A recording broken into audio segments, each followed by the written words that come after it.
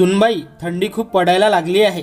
बाजारात जाणारच आहेस तर माझ्यासाठी 2-4 जोडी पायातले मोजे घेऊन ये. एका दिवसात एक जोडी मोजे सुकत नाहीत. काय करू, म्हातारा शरीर आहे त्यामुळे जास्तच थंडी लागते. आणि हो, सूरजला सांग तेवढं माझं पोटदुखीचं औषध संपलं आहे तेवढे मागव म्हणावं. जर तू बाजारात चाललीच आहेस तर मग येताना वाटेत मेडिकल दिसलं तर तूच आण औषध. उगाच सूरजला त्रास नको. सुनीता तिच्या सुनेला मधूला सांगत होती. मधू म्हणाली, आई, घरातलं कुणी बाजारात जाताना दिसलं की तुम्ही लगेच तुमची कुठली ना कुठली वस्तू आणायला सांगता. आता गेल्या वर्षीच मी तुमच्यासाठी 2 जोडी मोजे मागवले होते. कुठे गेले ते? आणि परवाच्या दिवशी तर तुम्ही पोटदुखीचं औषध घेत होतात. इतक्या लवकर संपलं सुद्धा? सुनीता म्हणाली, सुनबाई, आता तुझ्यापासून काय लपवायचे? ती आपल्या शेजारची रमा काकू आहे ना, किती दिवस झाले ती तिच्या मुलाला आणि सुनेला सांगत होती मोजे आणायला, पण त्या दोघांना वेळच मिळत नव्हता. म्हणून मग मी माझ्याकडची एक जोडी त्यांना दिली. बिचारी थंडीने बेजार झाली होती. आणि राहिली गोष्ट पोटदुखीच्या औषधाची, तर मी जेव्हा गेल्या आठवड्यात गावी गेली होती तेव्हा तुझ्या चुलत सासूच्या पोटात दुखत होतं. म्हणून मग मी ती औषधाची बाटली तिला दिली आणि त्यांना हे देखील सांगितलं की जेवणाच्या आधी रोज 1 चमचा ते औषध आठवडाभर घेतल्यानं पोटदुखी जाईल. तिने मला विचारलं देखील की तुम्हाला हे औषध कुणी सुचवलं. म्हणून मी तिला तुझ्याबद्दल सांगितलं, तर तुझी किती स्तुती करत होती म्हणून सांगू. मधू म्हणाली, आई, तुम्ही पण ना कधी कधी अतिच करता.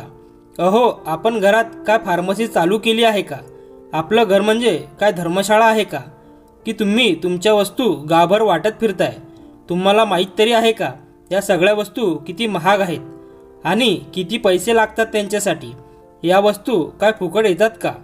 तुम्ही तर या अशा वाटत फिरतात जणू स्वतःच्या पैशांनी विकत आणताय. आता हे शेवटची वेळ आहे. मी तुमच्यासाठी मोजे आणून देत आहे. जर परत कुणाला नेऊन दिलेत तर पुन्हा माझ्याकडे मागायला यायचं नाही. मी परत आणून देणार नाही. मग बसा पहिल्यासारखं स्वतःसाठी हाताने विणत आणि मशीनवर मोजे बनवत. एवढं बोलून मधू तिथून निघून गेली. संध्याकाळी सुनीता निवांत बसून TV बघत होती. तेवढ्यात सूरज घरी आला आणि तिला बघून म्हणाला, काय हे आई, बघाव तेव्हा दिवसभर नुसतं TV बघत बसतेस. तुला घरात काही काम नसतात का? मला तर लहान असताना सारखं म्हणायचीस की जास्त वेळ TV बघण्याने डोळे खराब होतात. दिवसभर TV चालू करून बघत बसतेस. लाईट बिलाचं काय? तुला माहीत आहे का लाईट बिल किती येतं ते? आणि ही मधू कुठे दिसेना, कुठे गेली? सुनीता लगेच उठली आणि तिने TV बंद केला आणि म्हणाली, सूरज, अरे घरात कुणीच नव्हतं म्हणून मग थोडा वेळ मी TV लावून बघत बसले होते. सुनबाई बहुतेक बाजारात गेली आहे. बराच वेळ झाला ती जाऊन. आतापर्यंत तर तिला यायला हवं होतं. तिचं बोलणं पूर्ण होत नाही तेवढ्यात तिकडून मधू आली आणि म्हणाली, आई, सांगायचंच असेल तर पूर्ण तरी सांगत जा. अर्धवट सांगून उगाच घरात भांडण लावू नका. सुनीता म्हणाली, सुनबाई, अगं मी तर फक्त हेच सांगत होती की. तेवढ्यात मधू म्हणाली, मग हे काय नाही सांगितलं की तुमचं सामानसुद्धा आणायला गेली होती? सूरज म्हणाला, कसलं सामान? मधू म्हणाली, तुमची आई आजकाल दानधर्म करायला लागली आहे. कधी औषध तर कधी पायमोजे दुसऱ्यांना दान करत सुटली आहे आणि मग पुन्हा मला बाजारातून आणायला सांगते. सूरज म्हणाला, आई, अगं हे काय ऐकतोय मी?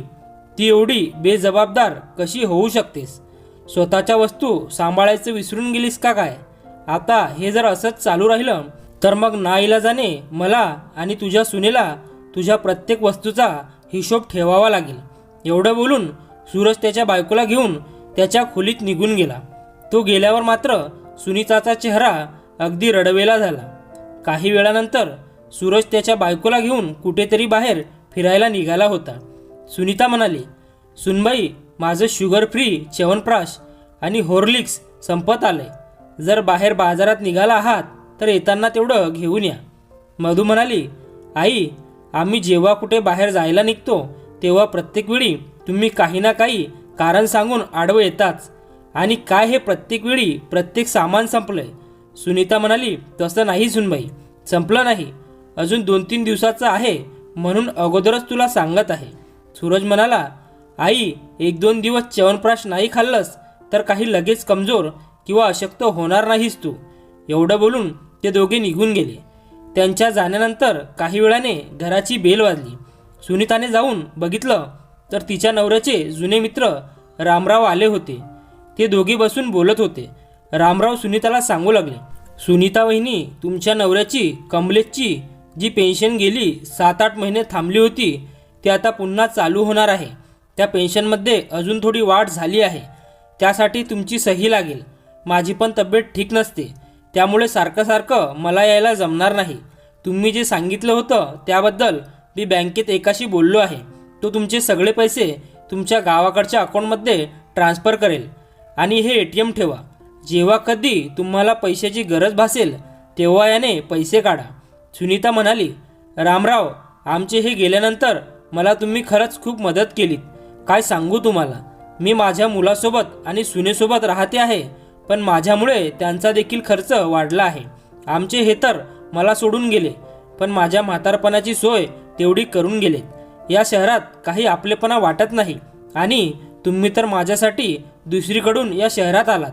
माझ्यासाठी एवढा त्रास घेतलात त्याबद्दल खरंच मनापासून तुमचे आभार आणि माझ्यासाठी एवढा त्रास घेतलात त्याबद्दल माफी असावी. रामराव म्हणाले, वहिनी, तुम्ही असे बोलून मला पर्क करताय.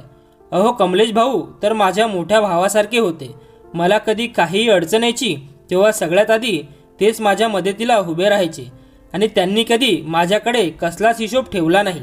वहिनी, मी तुमची अडचण समजू शकतो. ही तर आजकाल सगळ्या घरची अडचण बनली आहे.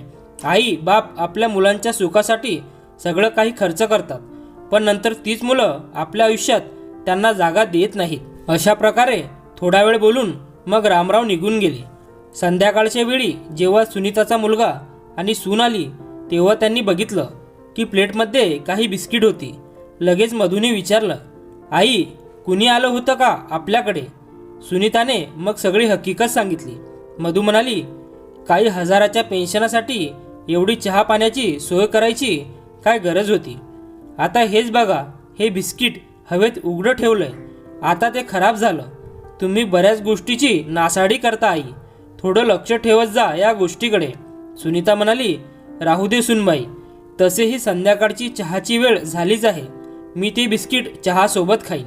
मधू लगेच म्हणाली, आई, तुमचं वय झालंय, पण ताटपणा काही अजून गेलेला नाही.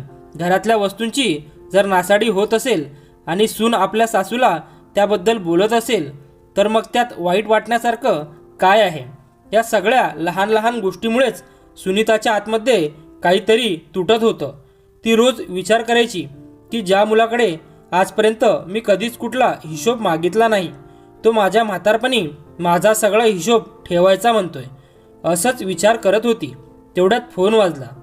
तिच्या गावाकडच्या मैत्रिणीचा अलकाचा फोन होता. त्या दोघी फोनवर बराच वेळ बोलत होत्या. सुनीताने जेव्हा तिला तिच्या मनातल्या सगळ्या गोष्टी सांगितल्या तेव्हा अलकाने तिला जे सांगितलं ते ऐकून सुनीताच्या पायाखालची जमीनच सरकली. अलका तिला सांगू लागली, तुझी मुलं तर तुला हिशोब मागायला लागलीत, पण माझी मुलं तर मला आमच्या गावातल्या तुटक्या फुटक्या घरी आणून सोडून गेलीत. पुन्हा कधीच माघारी बघायला सुद्धा आली नाहीत. देवाची मोठी कृपा की माझ्या नवऱ्याच्या पेन्शनवर त्यांचा हक्क चालला नाही. मला आता त्याचाच आधार आहे आणि त्या पैशांनीच मी 2 वेळची भाकरी खाऊन सुखी जीवन जगत आहे. सुनीता म्हणाली, अलका, एकटं राहणं काय ठीक आहे? अलका म्हणाली, तिथे आपल्या माणसात देखील आपण एकटेच होतो. इथे परक्यात सुद्धा एवढा एकटेपणा जाणवत नाही. सुनीता 2-4 दिवस अलकाने सांगितलेल्या गोष्टींचा विचार करत होती. इकडे त्यांचा मुलगा आणि त्यांची सून वरचेवर तिच्याकडून प्रत्येक वस्तूचा हिशोब मागायचे. मग एक दिवशी सुनीताने आपल्या स्वतःसाठी एक निर्णय घेतलाच. तिने तिचा तो निर्णय तिच्या मुलाला आणि सुनेला सांगितला. ती म्हणाली, मी आता आपल्या गावी जाऊन राहणार आहे. सूरज म्हणाला, आई, जर तू जाणारच असशील तर मी पहिलेच तुला सांगतो की मला तुला तिकडे गावी येऊन भेटायला जमणार नाही. मला सुट्टीच नाही की मी तुला सोडायला येऊ शकेल. तरी पण मी ड्रायव्हरला सांगतो, तो तुला सोडून येईल. सुनीता हसतच तिचं सामान पॅक करत म्हणाली, सूरज, तू काही काळजी करू नकोस. मी तुला अजिबात त्रास देणार नाही आणि तुझा खर्च देखील आता वाढणार नाही. फक्त जर तुला जमलंच तर माझ्या शेवटच्या क्षणी मला बघून जा. म्हणजे मग मी मेल्यावर त्या देवाला हिशोब मागीन की मी असं काय केलं की मला असला मुलगा दिलास. एवढं बोलून सुनीता तिथून निघून गेली. आज 3 महिने झाली. सूरजने त्याच्या आईला फोनही केला नाही आणि सुनीताने देखील स्वतःला दुःख दिलं नाही. ती पूर्ण दिवस शेजारी पाजारी आणि तिच्या मैत्रिणीसोबत दिवस घालवायची. तिच्या नवऱ्याच्या चांगल्या स्वभावामुळे त्यांनी गावात बरीच माणसं जोडली होती आणि त्यामुळे त्यांना खूप मान मिळत होता. सुनीताने त्यांच्या थोड्याशा जमिनीवर काही खर्च केला आणि त्यात ती भाजीपाला घेऊ लागली. तिच्यामुळे काही लोकांच्या हाताला काम मिळालं आणि तिला लोकांचा साथ मिळाला. त्यामुळे त्यांचाही वेळ छान जाऊ लागला.